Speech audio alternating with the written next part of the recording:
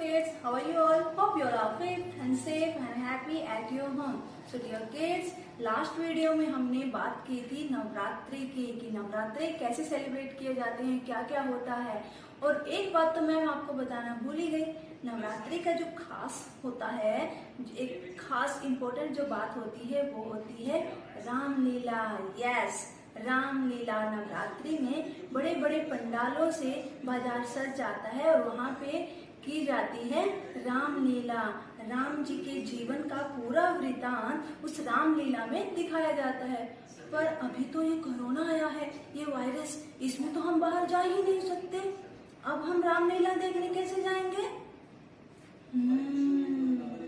But don't worry, ma'am is here. जैसे ma'am ने आप सबके टीचर्स ने आपको पूरे साल हर चीज आपके घर पे फोन पे ही दिखाई है, ऐसे ही मैम आज लेके आई है आपके लिए रामलीला। आपके सभी टीचर्स मिलके आपके लिए लेके आए हैं रामलीला। होप आपको रामलीला अच्छी लगेगी। तो देखनी है आपको रामलीला मैम के साथ, तो चलिए। रुको रुको रुको रुको रुको, ऐसे नहीं देखनी है, पहले कुछ खाने का ले लो, कुछ खाने का लेके बैठो, फिर आराम से देखना डेप्स नॉर्थ की रामलीला। ये कहानी त्रेता युग की है। अयोध्या का राजा था दशरथ। उसके 4 बेटे थे। किसी कारणवश दशरथ को अपने पुत्र श्री राम को वन में भेजना पड़ा। हे प्रिय पुत्र राम, मुझे तुम्हें 14 वर्ष के लिए वनवास को भेजना पड़ेगा। प्रिय पुत्र, अब तुम्हें कल से वन में ही जाकर रहना होगा। जैसे आपकी आज्ञा पिताश्री, मैं शीघ्र ही वन जा रहा हूँ। पिताश्री, अगर मेरे स्वामी 14 वर्ष वनवास में रहेंगे तो मैं राजमहल में कैसे रह सकती हूँ पिताश्री? मुझे मेरे स्वामी के साथ जाने की वनवास में आज्ञा दीजिए पिताश्री। हे पुत्री सीता, मैं तुम्हें पुत्र श्री राम के साथ वन में जाने की अनुमति देता हूँ। जो आज्ञा पिताश्री। पिताश्री, जब भैया श्री राम 14 वर्ष के लिए वनवास जा रहे हैं तो मुझे भी जाने की अनुमति दें। अतः श्री राम के बिना लक्ष्मण कुछ भी नहीं। हे प्रिय पुत्र लक्ष्मण, समय ने तो मुझे ऐसा दिखाया कि मुझे अपने प्रिय पुत्र राम को मुझसे दूर वन भेजना पड़ रहा है। मैं प्रिय पुत्र लक्ष्मण तुम्हें आदेश देता हूँ कि अपने प्रिय भाई राम के साथ वन की ओर प्रस्थान करो। कुछ दिनों पश्चात राजा दशरथ से अनुमति पाकर राम, सीता, लक्ष्मण वन में चले गए। वो तीनों कुटिया बनाकर रहने लगे। सब कुछ सही चल रहा था। फिर एक दिन शूर्पणखा नाम की राक्षसी वहाँ से गुजर रही थी। तभी उसने राम, लक्ष्मण को देखा और सोचने लगी,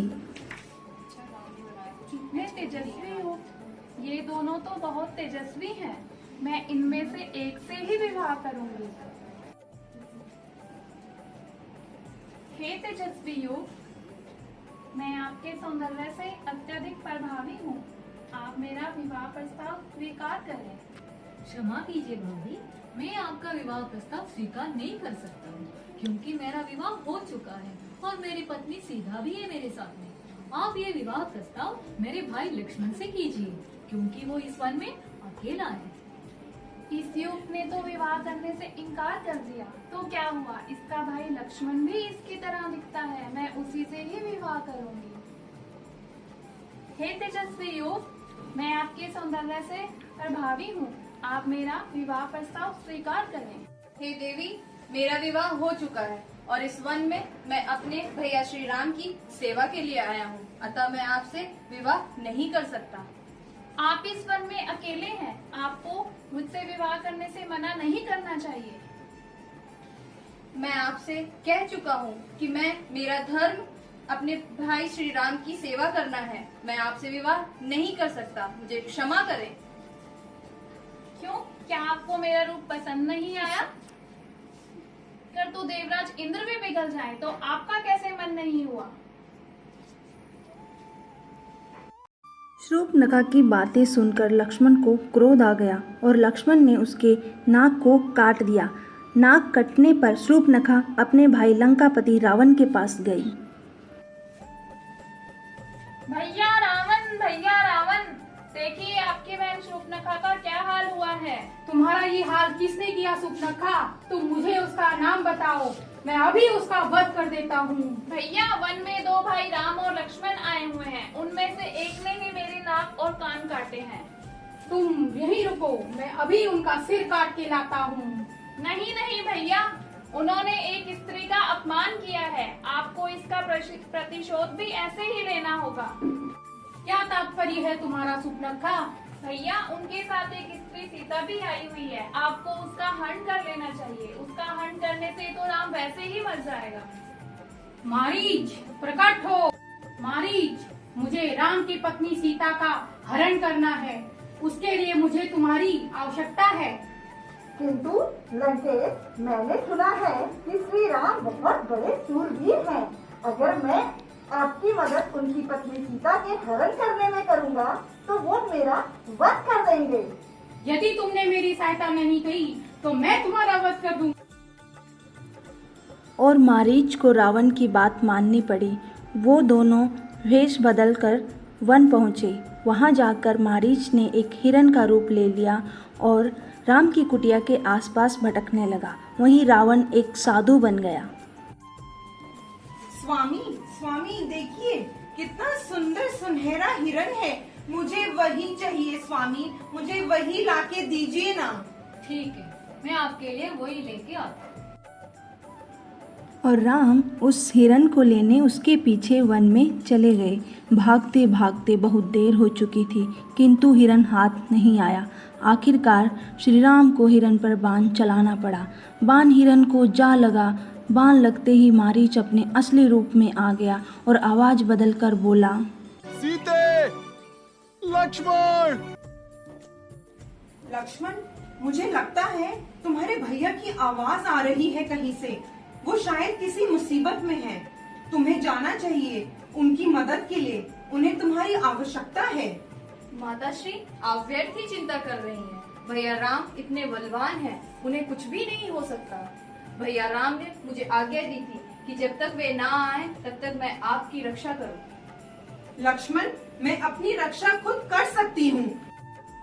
लक्ष्मण ये जानते थे कि ये राक्षसों की चाल है, लेकिन वो सीता को मना नहीं कर पाए। इसीलिए वो आवाज की दिशा की तरफ जंगल में चल दिए। जाने से पहले उन्होंने कुटिया के चारों तरफ एक लक्ष्मण रेखा लगाई और लक्ष्मण के वहां से जाते ही राक्षस रावण वहां पर साधु बन के आ गया। भिक्षाम देही, भिक्षाम देही। ये लीजिए साधु महाराज, भिक्षा स्वीकार कीजिए। नहीं, यदि भिक्षा देनी है तो कुटिया से बाहर आके भिक्षा दो, वरना ये साधु भूखा ही चला जाएगा। मैं इस तरह साधु को भूखा तो नहीं भेज सकती। मुझे लगता है लक्ष्मण रेखा से बाहर जाना ही होगा। राम, श्री राम। सीता के लक्ष्मण रेखा से बाहर आते ही रावण ने उसे पकड़ लिया और वो अपने असली रूप में आ गया और सीता को अपने साथ लंका ले गया। राम और लक्ष्मण ने सीता की खोज आरंभ की। रास्ते में उनकी मित्रता सुग्रीव, जामवंत और हनुमान से हुई। जब उन सबको ज्ञात हुआ कि रावण सीता का हरण करके लंका ले गया है, तो वो सब वानर सेना के साथ लंका की तरफ चल पड़े। रास्ते में एक विशाल समुद्र आया। दूर दूर तक समुद्र था। तब हनुमान समुद्र के ऊपर से उड़ते हुए लंका जा पहुँचे और सीता की खोज करने लगे। कहाँ है सीता माता? कहाँ है सीता माता? होना होगी है सीता माता। आप मुझे नहीं जानते हो, किंतु इस अंगूठी को पहचानिए। ये श्री राम जी ने मुझे दे दिया है। ये अंगूठी तो मेरे स्वामी की है। ये लीजिए, ये चूड़ामणि जाना और मेरे स्वामी को देना और उन्हें कहना कि मैं यहाँ उनका इंतजार कर रही हूँ। वो शीघ्र ही आए, मुझे यहाँ से मुक्त करा के लेके जाएं। हाँ माता, आपको यहाँ से श्री राम जी जल्दी मुक्त करने के लिए आएगा। लंका से आते आते हनुमान जी ने अशोक वाटिका के मीठे फल खाए और वाटिका को तहस नहस कर दिया। आते आते हनुमान जी सोने की लंका में आग लगा के आए। हनुमान जी के वापस आते ही राम ने वानर सेना के साथ लंका पर चढ़ाई कर दी। पहले राम ने कुंभकर्ण को मारा, फिर लक्ष्मण ने मेघनाद का वध किया और अंत में राम और रावण का युद्ध शुरू हुआ। रावण बहुत मायावी था, वो अपनी मायावी शक्तियों से युद्ध कर रहा था। राम जितनी बार उनका सर काटते उसका एक नया सर आ जाता। तब ये लक्ष्मण, मेरे सारे शस्त्र विफल हो रहे, ये रावण क्यों मर नहीं रहा है? रावण ऐसे नहीं मरेगा, उसे वरदान प्राप्त है। आप उसकी नाभि पर वार कीजिए, तभी उसका वध होगा। धन्यवाद विभीषण।